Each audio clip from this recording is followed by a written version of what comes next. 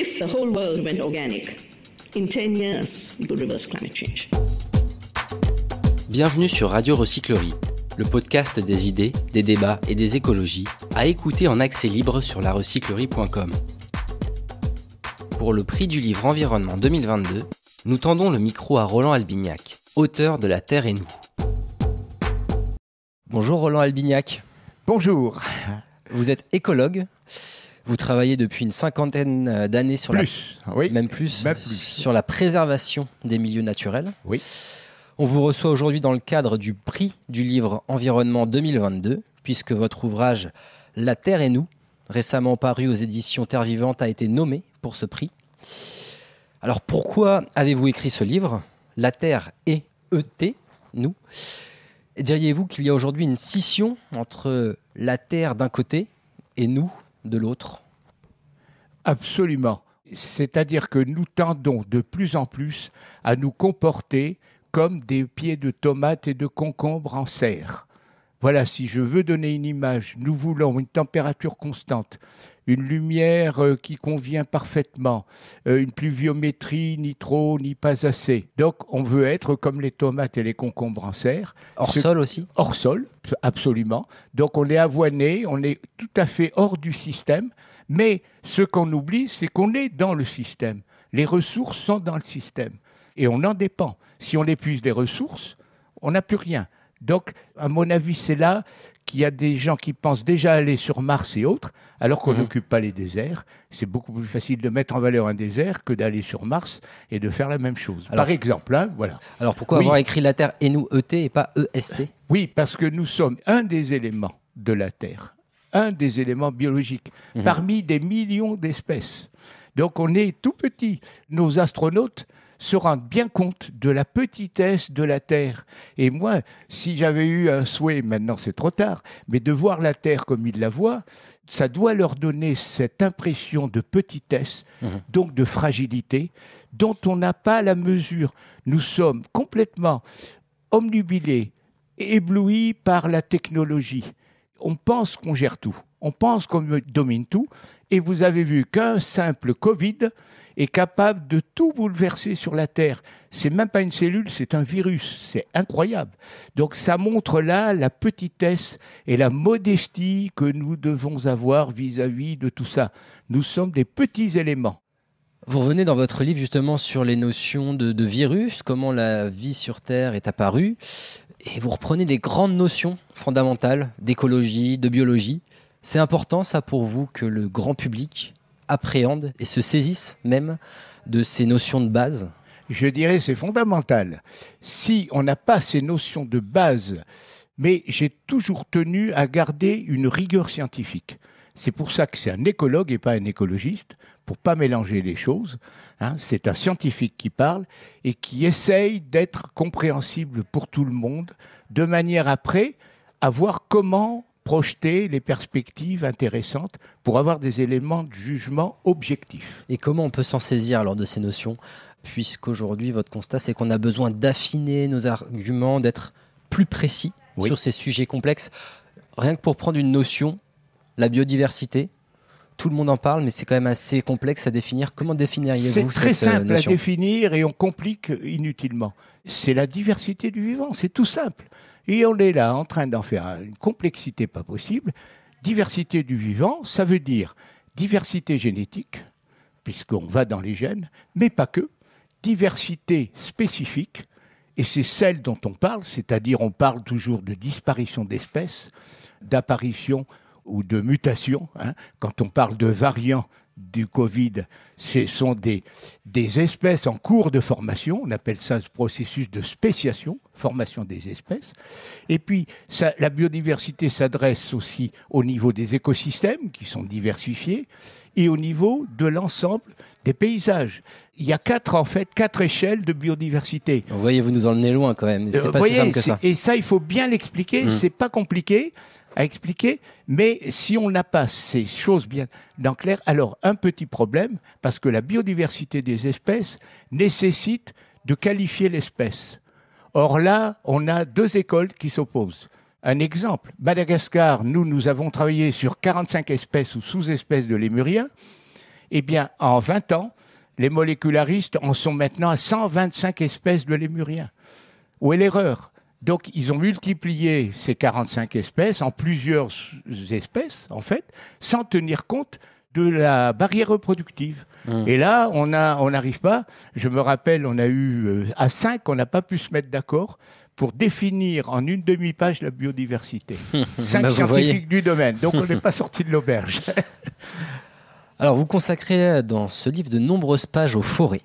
Vous rappelez d'abord l'extrême urgence d'établir un moratoire international pour stopper la destruction des forêts primaires qui sont des ressources de vie incroyables et hyper précieuses. Et vous mettez en garde contre l'utilisation trompeuse du mot forêt quand il ne s'agit que de simples cultures d'arbres, vous dites. Alors, qu'est-ce qui différencie une forêt d'une culture d'arbres ? Alors, simplement, l'homme, toujours pareil, que ce soit FAO ou ONF, pour parler de ceux qui sont les plus connus pour des Français, eh bien, ce sont des organismes qui sont toujours liés à l'agriculture.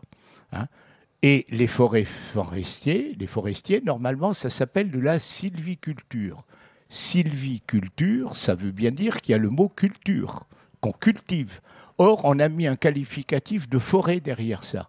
C'est là où on n'est plus d'accord, parce qu'il y a une forêt, ça doit fonctionner sur des principes d'équilibre dynamique naturel. Dès qu'on intervient, on n'est plus dans la forêt telle qu'on la conçoit, on est dans une plantation d'arbres. Et avec mon collègue et ami Francis Allais, on appelle ça des plantations d'arbres, qui sont nécessaires pour produire du bois et tous les dérivés du bois. Alors, on ne discute pas, mais il faut enlever le qualificatif forêt. Alors c'est quoi ces problématiques de culture d'arbres, de plantation d'arbres ? C'est qu'il n'y a qu'une seule espèce, et c'est que les chiffres sont trompeurs quand on présente les hectares de forêt en France. En fait, 50% de cette superficie forestière sont en fait que monospécifiques, donc des plantations d'arbres. Et 80% avec au maximum 4 espèces présentes d'arbres. Alors que vous allez en milieu tropical, c'est des centaines d'espèces à l'hectare. Et donc ça signifie quoi dans ces plantations d'arbres ? Très peu de vie ? Très peu, parce qu'on met souvent, malheureusement, des résineux.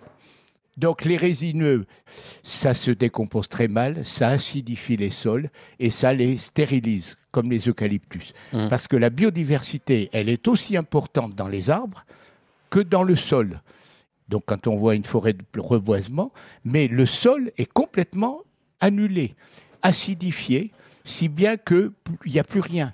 Et donc, en termes de captation du carbone, etc., le double jeu forestier, c'est-à-dire forêt et sol qui abrite la forêt, c'est des masses considérables qui disparaissent ou qui ne sont plus présentes. Et donc, en France, on a la plus grande forêt artificielle d'Europe Absolument. D'Europe occidentale, oui. La forêt des Landes. La forêt des Landes, qui a connu dernièrement de grands incendies. Eh ben, moi, est-ce qu'on peut dire que les cultures d'arbres favorisent ces incendies ? Bien sûr. Des conifères en plus. Les résineux, la résine, quand ça a chaud et que c'est sec, ça brûle.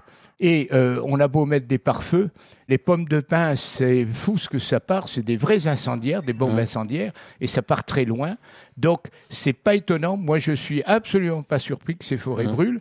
Tant qu'on mettra trop de résineux, ou alors il faut séparer vraiment les choses, faire des zones de résineux bien isolées, et puis à ce moment-là, y mettre les moyens de protection et d'anti-incendie, et surtout jamais mettre de construction près des résineux. C'est tout simple. J'ai des amis pompiers, et je leur ai parlé, j'ai dit, regardez les images, quand vous verrez à la télé un feu, il y a toujours des conifères dans l'image, parce que c'est là que ça monte le plus haut et que c'est le plus spectaculaire.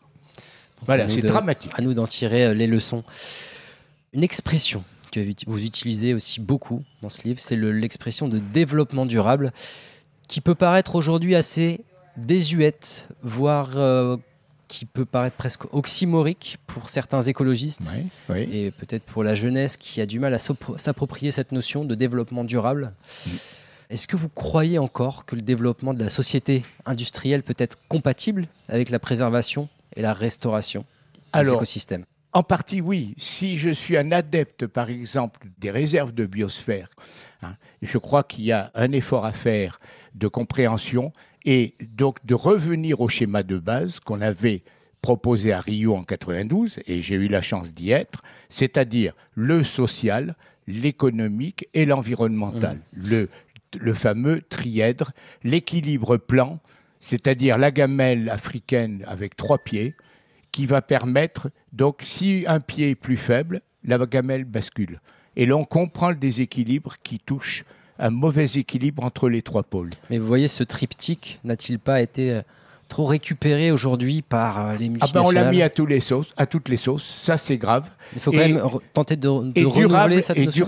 Durable en plus, c'est soutenable. Le mot durable, regardez un dictionnaire, durable et soutenable, ça n'a pas du tout la même signification. C'est comme liberté, équité. L'équité, c'est une autre forme d'équilibre qu'on admet avec une hiérarchie. C'est très important. Ces mots, pour moi, sont capitaux. L'équité, le développement durable, il faudrait parler de soutenable. J'ai eu la chance d'être à Stockholm en 72. Alors là, on parlait de protection de la nature, bien sûr. Et il y a un élément qui est fondamental, qui est plutôt anglo-saxon que français, c'est le fameux zonage. Je suis persuadé et intimement convaincu que toute cette complexité entre les réserves de biosphère, les parcs nationaux, ça c'est clair, mais après vous avez par exemple les parcs régionaux en France, ça ne veut rien dire.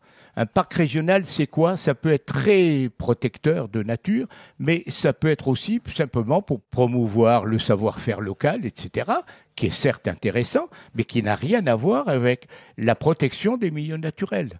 Donc on mélange tout et ça devient quelque chose d'incompréhensible. Natura 2000, ça c'est assez sérieux, c'est des petits sites. Malheureusement, on a un autre problème en France, et pas qu'en France, dans tous les pays occidentaux, c'est la propriété privée. Les parcs nationaux en France appartiennent entre 30 et 50%, m'a-t-on dit, à des privés, les noyaux durs de protection. Donc, il faut que l'État absolument rachète. Il y a des moments où il faut protéger, et pour protéger, il faut que ça appartienne aux États. Un parc national, il est national parce qu'il appartient à l'État. Et nous sommes dans un système qui n'est pas conforme à la règle internationale. Ça, c'est important aussi de le dire. Et comment bien protéger, puisque on a tendance aujourd'hui à vouloir intervenir à tout va. Est-ce qu'il ne faut pas simplement cesser toute forme d'interventionnisme et laisser les milieux naturels évoluer librement, partout où c'est possible? Voilà, alors partout où c'est possible, c'est-à-dire il faut faire une évaluation. Avec Francis Allais, on est très proches là-dessus et on a travaillé tous les deux sur des systèmes tropicaux et tempérés aussi. Le problème, c'est de faire du zonage, c'est-à-dire qu'à partir du moment où on estime que cette forêt est relativement peu touchée par l'homme, eh bien, il faut la mettre en défense totale, c'est-à-dire en parc national, noyau dur d'un parc national. Si elle est trop dégradée, à ce moment-là, bon, ok, tant pis, on la sacrifie, etc. Je termine le livre sur un truc très simple, redonnant à la nature le droit d'exister. Vous avez vu à la fin du livre, c'est ma conclusion. Eh bien, il faut que 20% du territoire mondial, je dis bien mondial, aussi bien mer que continent, soit sous protection. Et 80% soit du développement durable, du développement conciliable avec l'environnement, avec les mesures environnementales de base. Mais il faut bien qu'on vive, il faut bien qu'on se nourrisse. 20%, mais ça vous semble agriculture, forêt, ça ne fait pas bon ménage. Jamais. 20%, ça vous semble satisfaisant? Certains scientifiques avancent le chiffre de 50%. Ouais, alors il faut être réaliste. Je crois que là, c'est la réalité. Théoriquement, on a les 20%. Mais c'est pas réaliste. Parce qu'en fait, c'est sur des zones qui ne sont pas réellement protégées. Moi, quand je dis 20% de protégés, c'est 20% du territoire. On fait la calculette, on met 80% du tout. Et il faut absolument qu'on protège. Et puis, il y a des zones préférentielles. Par exemple, toute forêt tropicale peu atteinte est à protéger absolument. Et il y a un pays qui est modèle pour ça, c'est le Costa Rica. C'est un zonage où c'est parfaitement protégé, où tant pis, il faut bien faire un peu aussi pour l'homme, on est là pour ça, et donc savoir sacrifier entre guillemets, mais de manière intelligente. On peut le faire mieux qu'on l'a fait. Voilà. C'est pas simple, On va continuer sur des questions complexes. Oui. Vous n'hésitez pas à vous attaquer à la question de la démographie. Pour vous, il ne s'agit pas d'une augmentation de la population mondiale, mais d'une pullulation humaine. Pourquoi utilisez-vous ce terme et quels sont les risques de cette excroissance? Alors, moi, j'ai travaillé sur les rongeurs, en partie, en Franche-Comté, sur les pullulations de campagnols. Et, si vous voulez, quand vous regardez les chiffres, très simple. À l'époque, au début de l'ère chrétienne, l'humanité était composée de à peu près 250 millions d'habitants. En 21 siècles, eh bien, on est passé maintenant à 8 milliards. Et si vous regardez les courbes du livre, vous verrez, on est en phase de pullulation absolument. Et quand on pullule, qu'est-ce qui se passe? Il y a des désordres hormonaux, des stress, etc.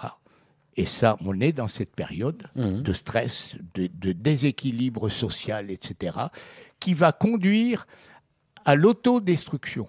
Les espèces s'autodétruisent par ces phénomènes de dérangement hormonaux qui est lié au stress. Et donc, on va tomber, mais quand? J'en sais rien. Dans 5 ans, dans 10 ans, dans 20 ans, j'en sais rien. Mais là, il va y avoir une dégringolade. Alors nous pullulons, vous dites. À l'inverse, les autres populations animales s'effondrent.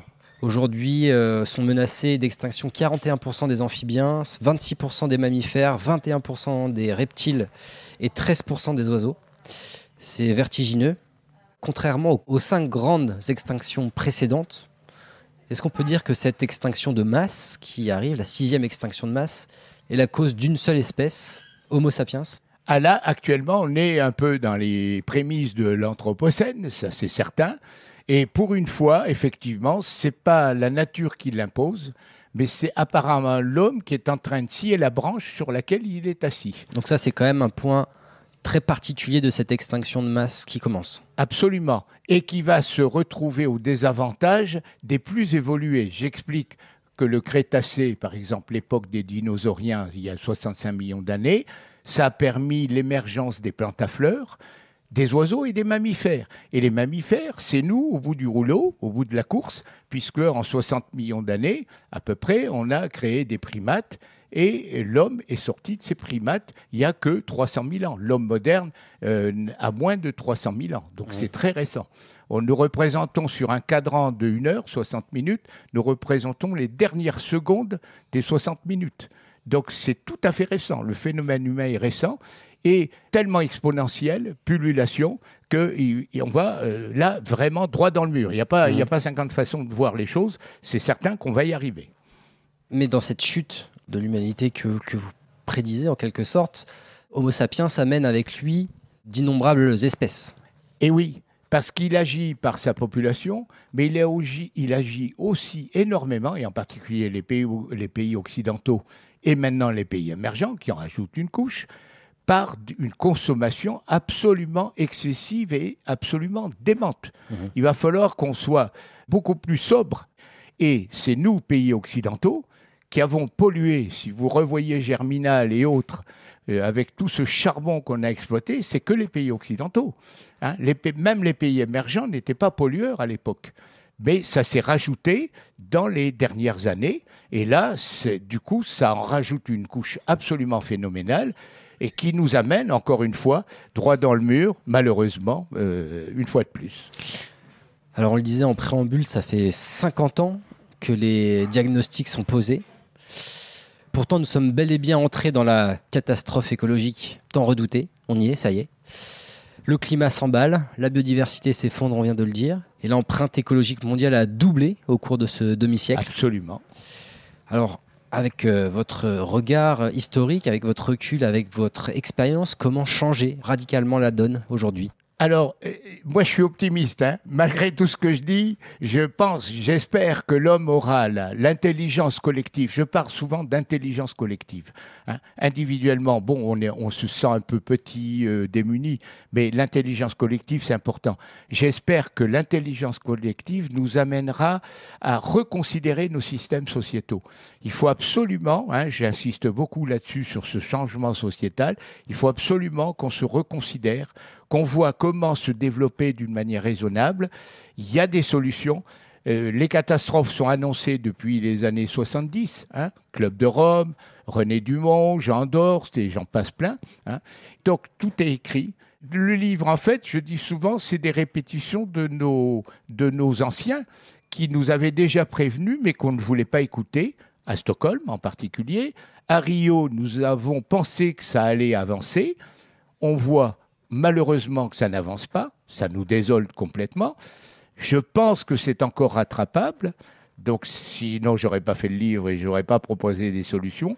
Mais maintenant, il faut qu'on prenne sérieusement tout ça en main et puis qu'on essaye justement, ce qui est proposé, d'avoir cette intelligence de s'adapter vite et de changer nos comportements rapidement. Là, maintenant, on est au pied du mur, en quelque sorte.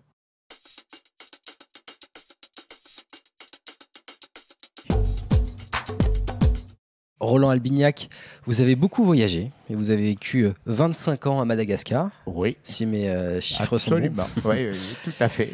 Quel a été votre plus grand déclic écologique, si vous pouvez en nommer un seul?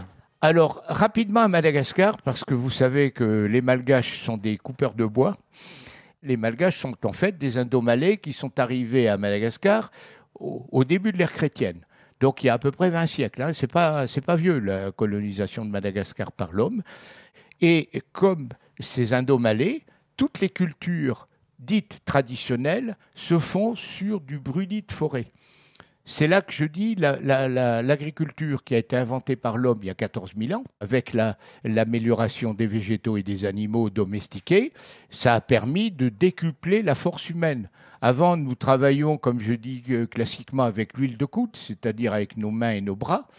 Maintenant, on a ce que j'appelle, moi, des exosquelettes, c'est-à-dire la voiture ou l'avion qui nous permet de nous déplacer, les engins qui nous permettent de travailler le sol, etc., rapidement. Tout ça, c'est des exosquelettes très énergétivores. Donc tout ça fait que nous allons toujours dans ce sens de plus en plus d'impact. Et là, il faut revenir donc à cette fameuse sagesse et cette sobriété dans l'action. Alors, sur le plan écologique, Madagascar, c'était un peu un révélateur. Est-ce que vous avez d'autres livres à nous conseiller, en plus du vôtre, pour mieux connaître la Terre? Oui, alors il y en a. Il y a des gens comme Francis Allais. Peut-être un livre d'une femme, puisque en plus vous êtes 5 nommés masculins pour le prix du livre environnement. Ah bon, il n'y a pas de femme. Alors, moi j'ai mes amis primatologues de l'époque qui ont beaucoup travaillé sur l'environnement. Au muséum, il y en a, je sais pas, j'ai peur d'en oublier si j'en cite beaucoup. Je pense à Alison Joly, à Arlette Peter, par exemple. Hein. J'ai même eu la chance d'être avec donc notre primatologue des gorilles. Jane Goodall. Jane Goodall, avec qui on a quand même échangé. Donc, il y a plein de choses en particulier sur la primatologie. Eh bien, on leur rend hommage dans ce podcast à ces primatologues. Dernière question, comment vous imaginez le monde dans 20 ans, dans une perspective plutôt utopique? Eh bien, il va falloir qu'on partage, si on a le sens du partage. Hein. Parce que moi qui ai vécu dans des pays en développement qui sont toujours en voie de développement. Hein. Madagascar, pour ne pas le nommer, et l'Afrique, où j'ai beaucoup séjourné. Je me suis même occupé avec l'UNESCO de plusieurs parcs nationaux en Afrique. C'est absolument incroyable la manière dont ça se dégrade. Donc, il faut absolument qu'on repense tout ça.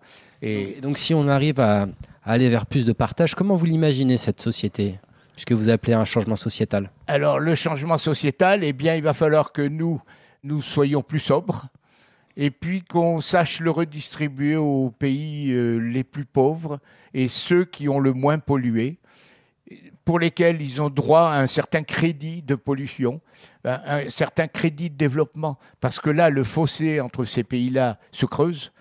Pour moi, ça devient peut-être une source de conflit. Ce qui est grave, c'est que ça peut conduire à des sources de conflit. Et je suis même quelquefois étonné qu'il n'y ait pas eu de révolution de certains pays du Sud, voyant cette disparité et l'abandon. Je suis absolument surpris du comportement de l'Europe vis-à-vis de l'Afrique. L'Afrique est un pendant de l'Europe sur bien des plans et malheureusement, l'Europe abandonne l'Afrique. Et je suis scandalisé, vraiment, de voir qu'on n'a pas un rôle de partenariat plus évident, hein, et avec du gagnant-gagnant beaucoup plus que de la France-Afrique qu'on a malheureusement trop longtemps connu. Revenons à un certain équilibre et à un certain partage équitable. Voilà, essayons d'être plus équitables. Roland Albignac, un grand merci pour ce moment à la recyclerie, merci pour votre regard et à bientôt pour la remise de prix. Eh bien, c'est très gentil, merci. Et encore une fois, je suis ravi de ça parce que ce prix va nous permettre de faire avancer les choses, on l'espère tous. Hein. Et merci pour cette discussion. Hein, je suis un peu un passionné et un peu un convaincu qui essaye de faire avancer les choses. Et donc, si ça aide à ça, j'en suis absolument ravi. Merci beaucoup. Merci à vous.